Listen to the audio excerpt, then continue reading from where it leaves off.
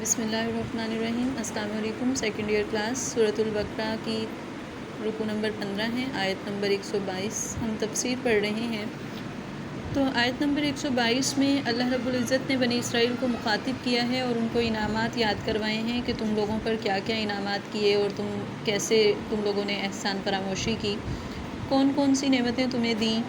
حضرت عیسیٰ علیہ السلام کی مخالفت اس حد تک تم لوگوں نے کی کہ ان کو دنیا سے ختم کرنے کا پلان آیا اور تم لوگوں نے کوشش کی۔ وہ تو اللہ رب العزت کی حکمت ہے اور اللہ کی قدرت ہے کہ اللہ تعالیٰ نے ان کو زندہ آسمان پر اٹھا لیا،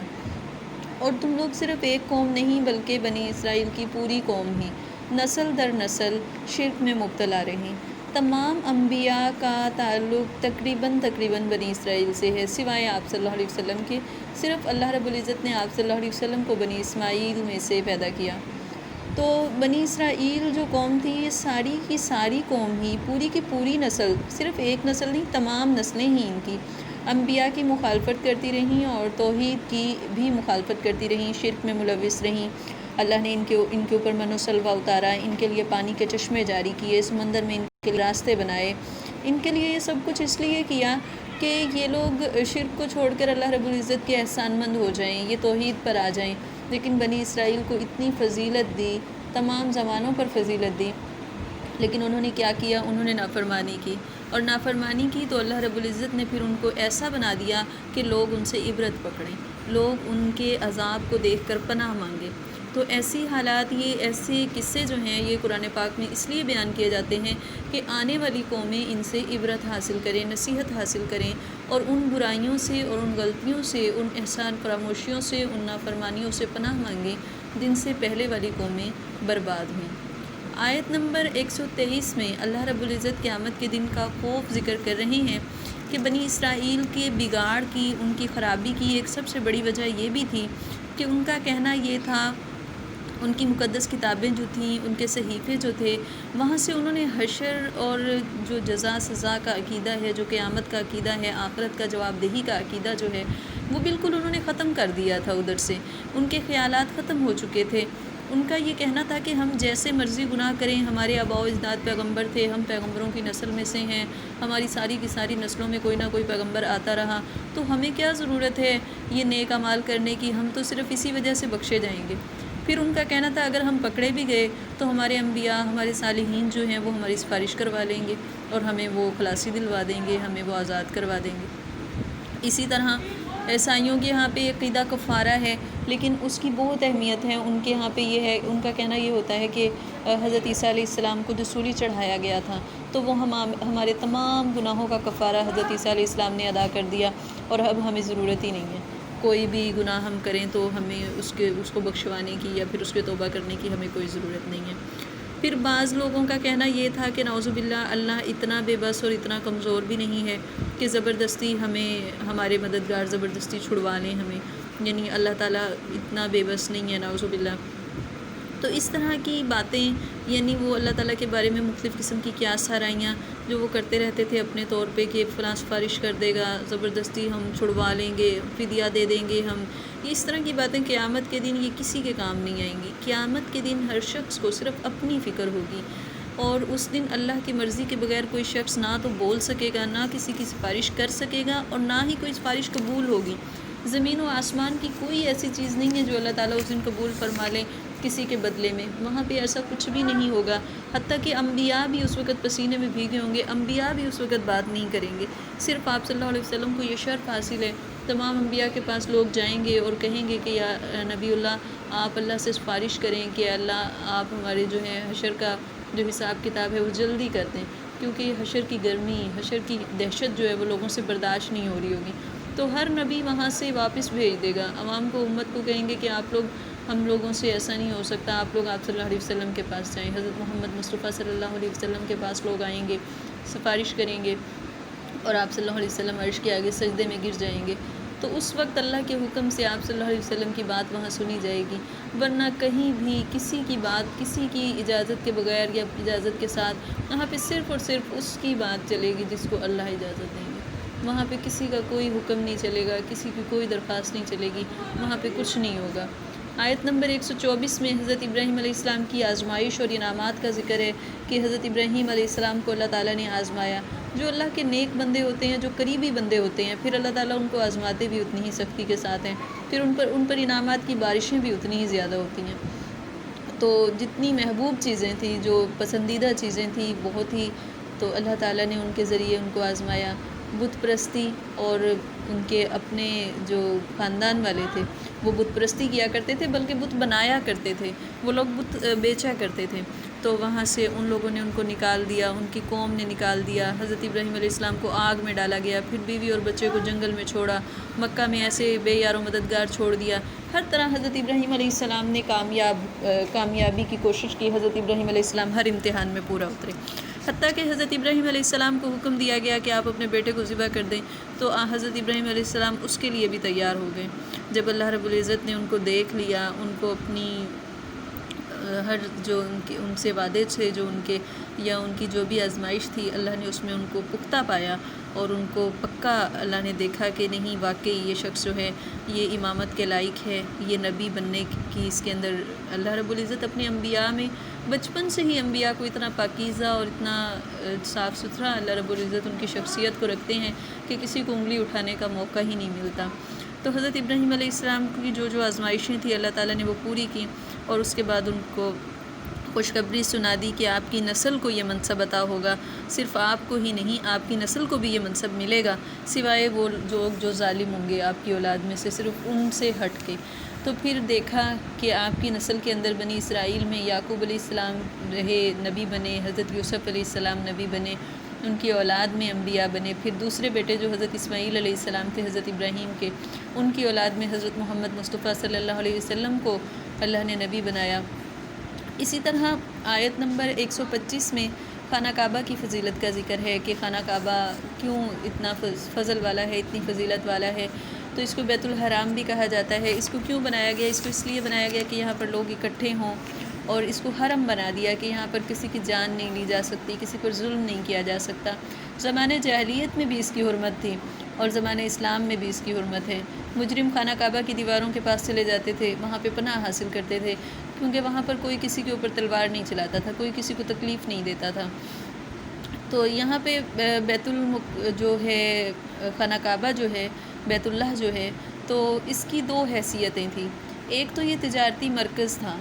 اور دوسرا یہ زمین بڑی مقدس تھی۔ تو اس کے قریب دوسری مقدس جگہ بھی ہے، بیت المقدس جو ہے۔ تو امت اسلامیہ کو، مسلمانوں کو یہ حکم دیا جا رہا ہے کہ ابراہیم علیہ السلام کے کھڑے ہونے کی جگہ جو ہے اسے آپ نماز کی جگہ بنا لیں۔ مقام ابراہیم اس پتھر کو کہتے ہیں جس پر کھڑے ہو کر حضرت ابراہیم علیہ السلام نے خانہ کعبہ کی تعمیر کی تھی۔ وہ پتھر آج بھی وہاں پر موجود ہے، اور حاجی جب وہاں جاتے ہیں تو اس کے قریب کھڑے ہو کر نوافل ادا کرتے ہیں، اور یہ نوافل جو ہیں ہمارے نزدیک واجب ہیں، انہیں پڑھنا ضروری ہے۔ پھر اس کے بعد حضرت ابراہیم اور اسماعیل علیہ السلام کو حکم دیا گیا کہ وہ اللہ کے گھر کو پاک کریں۔ ظاہری طور پر پاک کرنا کوڑے کرکٹ وغیرہ سے، اور باطنی طور پر اس کی پاکیزگی یہ ہے کہ اس کو گندگی سے، بتوں کی گندگی سے پاک کریں، اس کو توحید والوں کو اس میں جگہ دیں، اس کو مشرکین سے پاک کریں۔ تو ابراہیم علیہ السلام سے جو بھی وعدے کیے گئے، ابراہیم علیہ السلام کو جو احکامات دیے گئے، حضرت ابراہیم علیہ السلام نے ان کو پورا کیا۔ پھر حضرت ابراہیم علیہ السلام نے دعا کی، اور ان کی دعا کیا تھی؟ انہوں نے جو بھی دعا کی اللہ نے ان کی دعائیں وہ قبول فرمائیں، اور یہ ان کی دعائیں ان کے معجزات ہیں۔ انہوں نے کہا کہ مکہ کو اے میرے اللہ امن والی جگہ بنا دے، اور یہ بات دنیا جانتی ہے کہ مکہ میں خانہ کعبہ کے طواف اور حج کے لیے ایک ہجوم ہوتا ہے، پوری دنیا سے لوگ اکٹھے ہوتے ہیں، مختلف زبانوں والے، مختلف قوموں والے، مختلف رنگوں والے، لیکن وہاں پر کوئی کسی سے جھگڑا نہیں کرتا۔ وہاں پہ حرم ہے، کوئی کسی کو نقصان نہیں پہنچا سکتا، وہاں پہ کوئی جانور کا شکار نہیں کر سکتا، حتیٰ کہ وہاں کوئی قاتل بھی چلا جائے تو اس کو بھی رعایت ہوتی ہے۔ پھر پھلوں کے لحاظ سے حضرت ابراہیم کی جو دوسری دعا تھی، تو اس وقت سب سے بہترین منڈی، سب سے بڑی منڈی ہے پھلوں کی، وہاں پر دنیا کا ہر پھل ملتا ہے، اعلیٰ سے اعلیٰ پھل وہاں پہ ملتا ہے۔ اللہ نے اپنے فضل اور برکت کے ایسے ایسے کرشمے وہاں دکھائے ہیں کہ دنیا والے آنکھوں کے ساتھ حیرت سے دنگ رہ جاتے ہیں کہ یہاں پر کیا کیا اللہ تعالیٰ نے یہاں پر اپنی شان ربوبیت جو ہے یہاں دکھائی ہے، کہ مومن اور کافر کیا سب کے لیے، خاص و عام کے لیے، سب کے لیے اللہ رب العزت نے وہاں پر خزانے بہا دیے ہیں۔ اور مومن اور کافر سب کو مل تو رہا ہے، لیکن ساتھ میں اللہ نے یہ بھی بتا دیا کہ تھوڑا نفع جو ہے وہ کافروں کو بھی دے دوں گا دنیا میں، باقی مواخذہ آخرت میں ہے۔ تو آیت نمبر 127 میں پھر ذکر ہے کہ جب خانہ کعبہ بنا رہے تھے، خانہ کعبہ کی تعمیر تو حضرت آدم علیہ السلام نے ہی شروع کر دی تھی، لیکن پھر مختلف زمانوں میں مختلف جو تھے دور حکومت رہے، اور ان میں کبھی گرا دیا جاتا، کبھی خراب کر دیا جاتا، پھر کوئی اللہ والا، کوئی نبی، کوئی ڈر خوف جس کو ہوتا توحید کا، وہ پھر اس کو بنا دیتا۔ پھر تو اس طرح کرتے کرتے جب حضرت ابراہیم علیہ السلام کے دور میں بھی ایسا ہی تھا، تو پھر حضرت ابراہیم اور حضرت اسماعیل علیہ السلام نے دوبارہ اس کی دیواریں اٹھائیں اور دل کی پختگی کے ساتھ، دل کے خوف کے ساتھ دعا کرنے لگے، اور یہ حضرت ابراہیم علیہ السلام کی فرما برداری تھی۔ اور انہوں نے دعا جو کی، ان کی دعا آیت نمبر 128 میں ذکر کر رہے ہیں کہ ہمیں ہر حالت میں اے اللہ ہمیں فرما بردار رکھنا، ہماری اولاد کو بھی فرما بردار رکھنا، ہم میں سے ایک امت ایسی پیدا کر دینا کہ جو فرما بردار رہے۔ تو آج امت مسلمہ کو امت ابراہیمی بھی کہا جاتا ہے اور اس پر فخر کیا جاتا ہے۔ پھر مناسک کے بارے میں کہا کہ ہمیں مناسک جمع ہے منسک کی، جس کا معنی ہے عبادت کا طریقہ۔ حج کے آداب کے لیے زیادہ تر یہ لفظ بولا جاتا ہے، تو ہمیں اے اللہ وہ سکھا دیجئے۔ امتحان کی تیاری کے لیے جیسے ہم اپنے ٹیچر کو کہتے ہیں، اپنے استاد کو کہتے ہیں کہ ہمیں سکھا دیں، ہمیں بتا دیں ہم نے امتحان کو کیسے اٹیمپٹ کرنا ہے، کیسے ہم پورے اتر سکتے ہیں، کیسے ہمیں اس میں کامیابی حاصل ہو سکتی ہے۔ تو حضرت ابراہیم علیہ السلام ایک فرما بردار شاگرد کی طرح اپنے اللہ سے مخاطب ہیں، وہ کہتے ہیں کہ اللہ ہمیں بتا دیجئے کہ ہم کیسے حج کریں، ہمیں حج کے طریقے سکھا دیجئے کہ ہم سے کوئی غلطی نہ ہو جائے، اے اللہ ہم کیسے آپ کے آداب کے مطابق ہم پورے اتریں۔ کتنی محبت ہے یہاں پہ حضرت ابراہیم علیہ السلام کی، حضرت اسماعیل علیہ السلام کی اپنے اللہ سے۔ اللہ تعالی ہمیں بھی ایسی فرما برداری عطا فرمائے۔ پھر اگلی 129 آیت نمبر میں فرماتے ہیں، حضرت ابراہیم اور حضرت اسماعیل کی دعا جاری ہے ابھی، کہتے ہیں کہ اللہ ہماری اولاد میں بھی ایک ایسا شخص ہونا چاہیے جس کے اوصاف ہم جیسے ہوں، یعنی وہ بھی ایسا ہو، ایسا فرما بردار ہو، اس کی بھی اتنی عزت ہو، اس کی بھی اتنی فضیلت ہو، اس کو بھی امامت کا منصب عطا فرمائے۔ تو پھر اللہ نے ایک معجزہ اللہ نے دکھایا اس قوم کو، بنی اسرائیل کو، کہ حضرت اسماعیل کی نسل سے عرب والے صرف رہتے تھے، اور عرب میں ہی پھر اللہ نے ایک پیغمبر نازل فرمایا جن کو نبی کریم حضرت محمد مصطفیٰ صلی اللہ علیہ وسلم کہا جاتا ہے، اور ان کی خصوصیات کہ وہ پیغمبر ان لوگوں کو آپ کی آیات کی تلاوت کر کے سنائے گا، وہ کتاب الہی پڑھ کے سنائے گا، اور آپ صلی اللہ علیہ وسلم کو مبلغ اعظم کہا جانے لگا۔ اسی طرح وہ پیغمبر ان لوگوں کو کتاب یعنی قرآن حکیم کی تعلیم دے گا، اس کا کام صرف پیغام پہنچا دینا نہیں، بلکہ اس کی تعلیم، اس کو سکھانا، اس کا ترجمہ کرنا، اس کی تشریح کرنا، اس پر عمل کر کے دکھانا، یہ سب چیزیں ہی پیغمبر کا کام ہے۔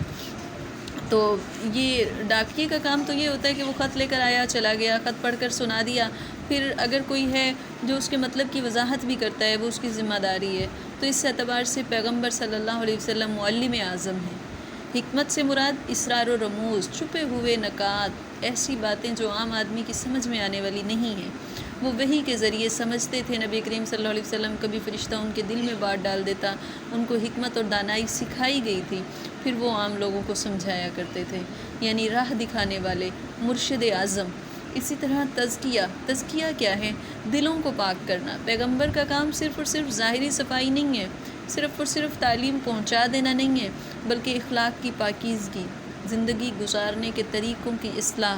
اسی لیے آپ صلی اللہ علیہ وسلم کی حیثیت مصلح اعظم کی بھی ہے۔ آپ صلی اللہ علیہ وسلم مبلغ اعظم بھی ہیں، معلم اعظم بھی ہیں، مرشد اعظم بھی ہیں، اور مصلح اعظم بھی ہیں۔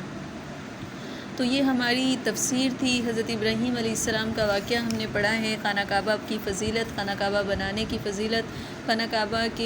میں حج کے طریقے، حضرت ابراہیم علیہ السلام کی دعائیں، پھر ان دعاؤں کی قبولیت کے معجزے، یہ سب کچھ ہم نے یہاں پہ پڑھا ہے۔ آیت نمبر ہماری 129 پہ رکوع نمبر 15 کا اختتام ہو رہا ہے۔